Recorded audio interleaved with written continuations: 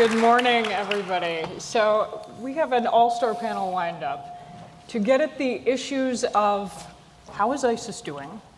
What is the US doing that's working? What are the limits of what the US or anybody else can do to counter the threat? And I want to dive right in with a question that, as I have covered these issues and interviewed people all this long summer, has been on my mind and I haven't been able to reconcile, which is this, to me, what feels like a disconnect between the fact that we keep hearing about battlefield gains in Iraq, in Syria, that the caliphate, the ISIS territory is shrinking, and yet it seemed like there was a long spell this summer where just about every time you woke up and turned on NPR or pulled up the Washington Post online, there was a new attack to report. And Joby, let me throw that to you first, because I'm guessing you've been struggling with this question as well. Is there a disconnect? How do we explain it? How do you think about it? If you look at the last 12 months, it seems like ISIL is having a horrific year and a breakout year all at once. And it's absolutely true that militarily they're getting pounded and they're losing territory steadily, not as fast as we'd like to see, but they're certainly looking at defeat. The Caliphate project appears to be doomed. I change my mind every other day about how quickly that's going to happen. There's all kinds of conditions and factors on the ground that aren't really quite clear to me. But on the other hand, they've been able to project power, project relevance through this new phase, which is attacks on the West. Many attacks of which they really don't have much to do with, literally, but they manage to get credit for it anyway. And I think what we're seeing now is ISIL preparing for this transition where they're no longer a caliphate, they're no longer a physical presence in Syria or Iraq, but they are moving to this, what is essentially their roots, which is an underground insurgency and terrorist movement that can project violence throughout the world. And different from where they were 10 years ago, they have cadres that have been trained and have military experience and will now be returning to perhaps their homeland or perhaps to other parts of the world to establish new caliphates or new centers of control elsewhere. And you're saying you see them preparing for the new phase, meaning attacks on the West. It sounds like you would agree with the argument that a lot of administration officials have put forward, which is that, to a certain extent, shrinking the caliphate on the ground, gaining militarily against ISIS, might well translate into more attacks outside of the caliphate. It very well could be, especially in the short term. The positive, I guess, that you can see at the moment is the fact that by degrading them militarily, they do lose a lot of their propaganda appeal. Military defeats are very bad for ISIL's image. People who are liberated from ISIL control and are celebrating in the streets and talk about persecution and torture and mistreatment, that goes against ISIL's sort of projected image of protectors of Muslims around the world. So they're being damaged severely through this process. But they still have a core following of very determined, fanatical fighters, and they also have resources. And it doesn't take a lot, as we've seen, to take a truck and mow down 80-plus civilians in a city street. So those capabilities are still there.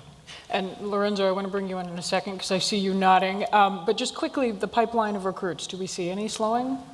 Yeah, it's logistically getting harder for recruits to get to Syria and Iraq, and even harder in the last couple of weeks because Turkey has become involved in the ground war in a new way. So those corridors are being cut off, and also we see ISIL preparing for this new stage by telling its followers around the world, don't bother coming here, right.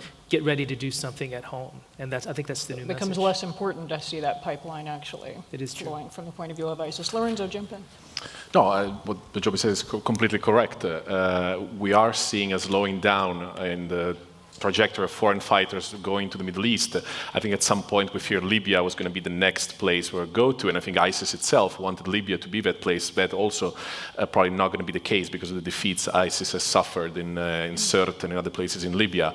That is, in the short term, actually a problem to some degree, because where are these people going to go? All these people are radicalizing, and I think it's fair to say that particularly in Europe, we're talking about incredibly large number of people. I mean, the French estimate that it's around 10 to 11,000 people, which are on what they call the Fichier S, the file that they have for people who are in a pre-criminal space. They're known to be radical, but cannot be charged. And I think that's the big problem. In a way, to some degree, law enforcement intelligence saw Syria, Iraq, and Libya as a place of which people would go. Now they no longer go there. They are bitter because of the defeats that the caliphate has suffered. it makes sense to think that at least some of them will try to carry out attacks in the West. Plus, you have the returnees, because of course a lot of the people that are being pushed away from Syria and Iraq and Libya, they're going to go somewhere. They're likely to go to Europe or other places. And again, these are people probably trained, battle-hardened, further radicalized. And again, the idea that we will carry out attacks in the West, whether it's part of a very organized plot directed by ISIS leadership directly, or in a more spontaneous way, as some of the attacks we've seen over the summer, I think that's a very likely scenario. And do you agree with the assessment that ISIS is at the same time having both a banner year and a really disastrous year? Yeah, I think that's but again, I'm not bringing much anything interesting to the table, but yes, it's absolutely true. And obviously the strategy was to solidify its territory in Syria and Iraq. I mean, that's the motto of ISIS, Bakia, here to stay, and that's not really happening. But at the same time, they are spreading. They have a strategy to spread in different parts of the world, whether it's directly through the Vilayet, through different provinces they've been building, some of them quite solid, some of them just an aspiration, I would say, or through a tactic of basically co-opting loose network of radicalized individuals. Some of them used to fall under the Al-Qaeda umbrella. Some of them are simply a random group of radicalized individuals. I think, a place like Bangladesh, which has traditionally been very, very moderate, has not seen a lot of jihadist activities, but have seen this homegrown clusters of people, oddly enough radicalized partially by people who come from the West, of Bengali descent. And it's a very interesting dynamic of how the West is partially exporting jihad to a lot of countries in Muslim-majority countries. But all these dynamics, whether it's ISIS directly present there or simply an influence, projecting influence through its propaganda, that's part of the strategy. I think that's one way that ISIS will survive, even if there's a demise of its territory. Okay. Farah, Pandith, let me bring you in. In case y'all missed during the introduction, Farah was, until pretty recently, until 2014, the first ever special representative to Muslim communities for the US Department of State, which says something in and of itself, that they created this position and decided to reach out in this way. You were telling me, right before we came on stage, that you visited 80 countries in your work, 80. Yep. What did you see? So, I mean, I'm going to give you some sobering news that you already know. Things are going to get much worse before they get better. This is far bigger than ISIS, and if you're thinking about the physical battlefield, you're missing the point. You need to be thinking about the ideological battlefield. So when I think about the mass change that's happened since 9/11, and I think about Muslim millennials, which is the group that I was engaging with, the sobering point for me as I traveled all over the world, whether it was a Muslim majority country or one in which Muslims live as a minority, the data point that Muslim millennials are dealing with a crisis of identity is really important for your audience to understand, because obviously ISIS can't be ISIS if it doesn't have recruits, either can AQ or Boko or any of the other groups. So what we have to be doing is thinking about how powerful is the ideology and how is it spreading both off and online, and what are we doing about it? And so I would say to you that as we look through that identity crisis and you begin to think about why 1 billion Muslims, which is the number that's under the age of 30 globally, are dealing with this, you think about 9/11 and you think about them asking questions that generations before them didn't ask in quite the same way. And there's sort of a perfect storm where ideas are able to be spread among their peer group all over the world. And when they're asking about how to be that uber Muslim, there are answers that come from the bad guys. That kind of ideology is percolating in all parts of the world. So whether it's Dhaka, whether it's Paris, whether it's Detroit, whether it's San Francisco, it's there. And what I don't see is a mammoth effort to be able to deal with the proportional threat that we face ideologically. Okay, but so what do you do? What's the mammoth effort that we should be undertaking? What we need to be doing, so what the good news is that in the 15 years since 9/11, we have piloted a whole host of things that deal with this sort of persuasion piece, this ideological war that's happening. And by the way, I do not mean winning hearts and minds, okay? That is not what I'm talking You're about. over it. We're not winning hearts and minds anymore. We're not doing that, okay? What you're doing is you're getting peer influencers to provide alternative content for the young person so that they understand themselves in a different way and that they're moving in a different way. So when we think about both what you do all day, every day at your amazing center in the online space and understand what's happening to young people, and you combine that with what's happening offline when these kids are talking to their peers about, hey, how do you do this? How do you be a Muslim in this way? We need to have answers for them. And what I'd like to see is I'd like to see countries, not just ours, but countries around the world spend as much energy and effort learning from what we have understood with the pilot programs of these peer influencers and scale them up proportionally so that we're actually fighting ISIS with the best toolkit we can and not just pretending that we're fighting this. We can be fighting in the hard power space as hard as we can. We are not doing that in the soft power space. And so you're talking about recruiting good guys, almost countering like with like. We know what will work. We just haven't scaled it up. Tell us a story that helps us just personalize what you see as you go into Muslim communities around the world and you're meeting young people and you're meeting their families trying to figure out what to do. Is there a teenager who jumps to mind who I have met at an interesting point in their journey? There are dozens of stories of young people who talk about the crisis of identity, but I'll give you one from Europe since we're talking about this, and this is going to sound silly, but it just goes to how simplistic the questioning is. I remember being in Denmark in 2007, right after the Danish cartoon crisis happened. And I was talking to a bunch of young kids who were all Muslim in a room, and we were talking about what it felt like to be Muslim in Denmark at this time and what that cartoon meant for them and how they were thinking about their identity. And a young woman who identified herself as being of Iraqi origin said, look, I'm Danish. I grew up here. I speak Danish. I don't speak Arabic. My imam tells me that I'm not a real Muslim. And I said, everybody in the room sort of looked at her, and so she said, but look at me. So we all looked at her, and nobody could understand what she was talking about. She said, look at me, and she went like this. She was wearing jeans and a t-shirt, and she said, my imam told me that if I dress like this, I'm not a real Muslim. That is so simple, that is so basic, that is so absurd to most of you in the audience. But for her, she was tearing up as she was telling me the story. There was no representation at this time for her to feel like she could belong as a modern, young, teenage, Dane who happened to be Muslim. And I'm not saying that's happening in that exact way everywhere, but that idea, that emotional piece of wanting to belong and trying to find something is a really important piece for us to understand. Lorenzo, we just heard Farah say things are going to get worse before they get better. Does that square with the research that you're doing? I think we've seen a peak in terms of people radicalize and mobilize. Farah brings experience of Europe. Why do you think we've seen a peak? There's a variety of reasons. I think initially it was the emotional appeal of what happened in Syria, but obviously it was the initial movement, the creation of the caliphate, a very savvy propaganda effort on behalf of ISIS. I think we in the West, we focus a lot on the negative parts of ISIS propaganda. 80% of the propaganda that ISIS puts out is actually positive. It's a message of we're bringing a perfect society where you can be a perfect Muslim if you're here, if you come here. And most people actually go to that part. If I can think of stories, I think of other stories of young girls who've been interviewed after having gone to Syria or tried to go to Syria, and after being shown videos of beheadings and so on, and say, well, we just ignored that. We didn't want to look at that. When you go online, you often just look at the stuff you like. So a lot of people are attracted to the very savvy message that ISIS puts out. There's a very savvy effort done directly one-on-one online, which very much resembles grooming that pedophiles do.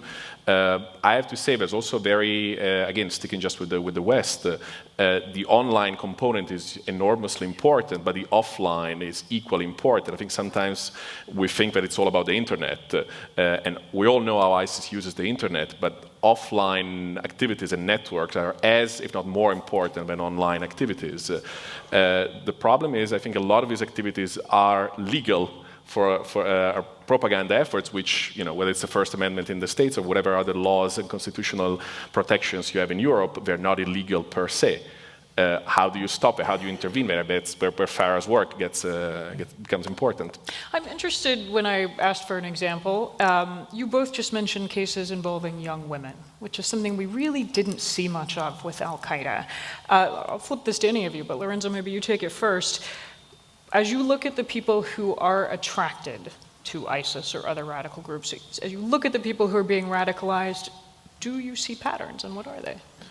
There's really no profile, and I think the US, we did a study last year where we looked at the 85 individuals who've been arrested in the States for ISIS-related activities. The one common thing that they have is absolutely they have nothing in common with one another. Age goes from 14 to 55, all kind of ethnic backgrounds. 40% of them are converts, and the converts are again from all kind of profiles, backgrounds, Latino, Caucasian, African-American, Jewish, all races, kind of different religions as well. Absolutely. You had Shias who became Sunnis and then radicalized. Socioeconomic background, you have high school dropouts, petty criminals, you have people with PhDs. And the same goes for Europe, the same goes everywhere. We're talking about Bangladesh. Again, the people who carried out some of the most brutal attacks there are people who were actually going to some of the best universities in Bangladesh. Absolutely no common profile. The women is one of the new aspects. There was a study done in a European country that looked at the profile of women who tried to join ISIS, very different from the men. While a lot of the men were sort of street thugs, knuckleheads, not low-level crime. Low-level crime. Mm-hmm. Most of the women have actually graduate degrees. Most of them in education or in health. The assumption is that a lot of these women have a strong sense of empathy. They wanted to help, and obviously that sense of empathy is exploited by ISIS recruiters that will come to Syria and help here. The problem is actually that there's no common profile from a law enforcement point of view and from a prevention point of view. That makes it extremely difficult to come up with measures. How on earth do you counter a threat that has no profile, that seems to extend across different races, religions, gender, everything? But this is a really important point, and we're sitting here in Washington where everybody's policy oriented.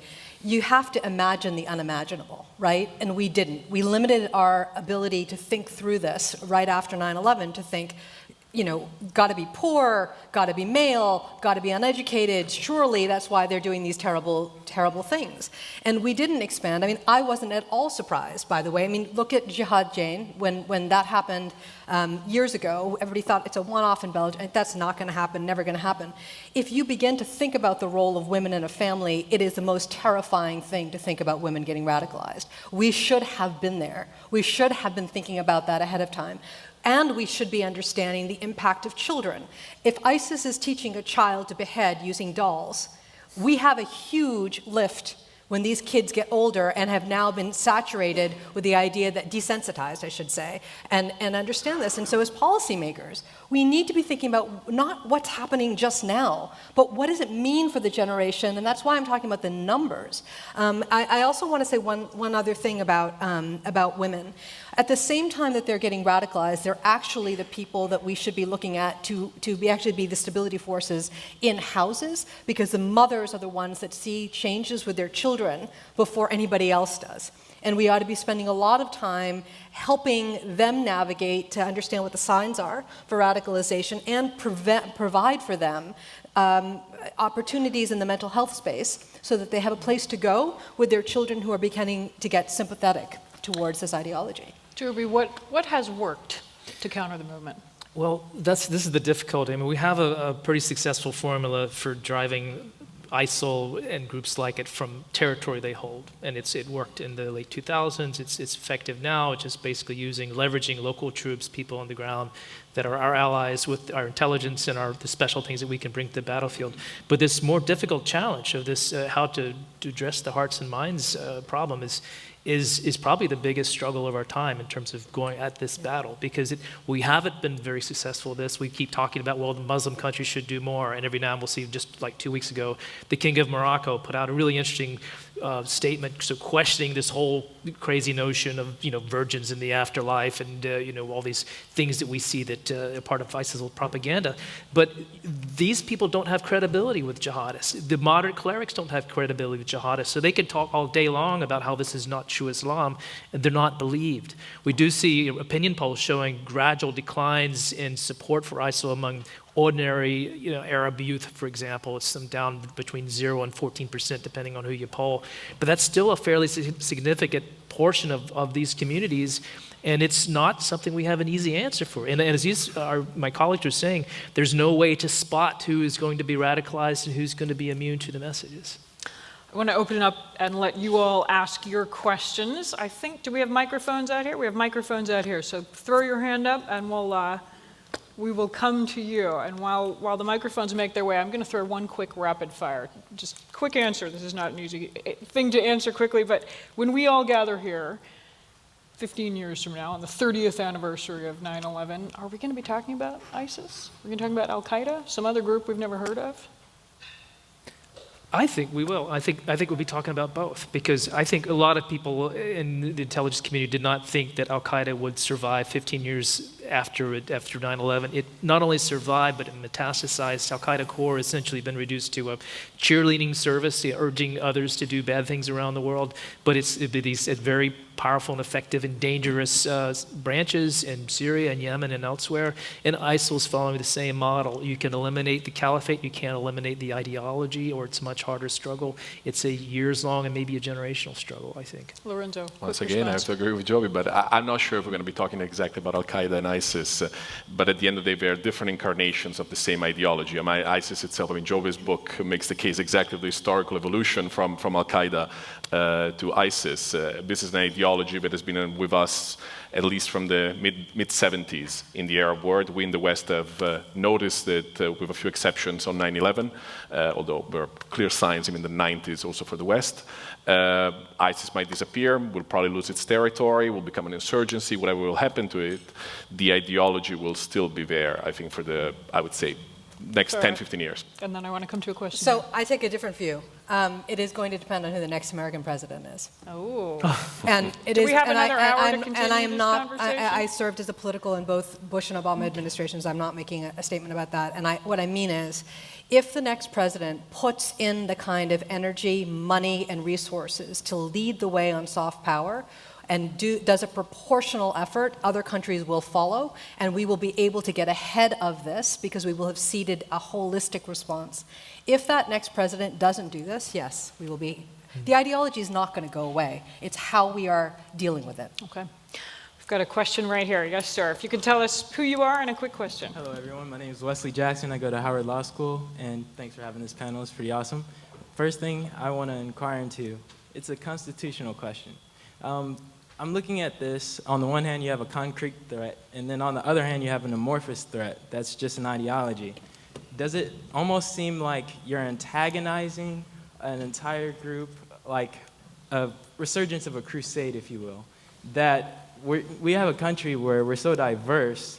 Isn't it almost like counterintuitive to, like, doesn't it serve the interest of proselytization to have xenophobia, like, intrinsically in the West, to push people, make them feel like they're others out of our country? And personally, I'm Christian, but we're all Abrahamic faiths if you look at it. So Abraham, in that context, gave birth to both of them, so whatever God he prayed to would have been the same God, in theory. But all I'm saying is to look at one whole class of religion and make laws on their face that's just looking at religion, doesn't that kind of erode our values? A little bit. So Can you tackle that one? we're not making laws based on religion. We're not doing that. But I will say something larger, and to your point about who we are as Americans. If we think that the rhetoric on any side for any group is helping the situation, it's not. And I'm not talking about just Muslims. I'm talking about the far right in Europe, crazy stuff. I'm talking about the rhetorics of the other, the us and them narrative.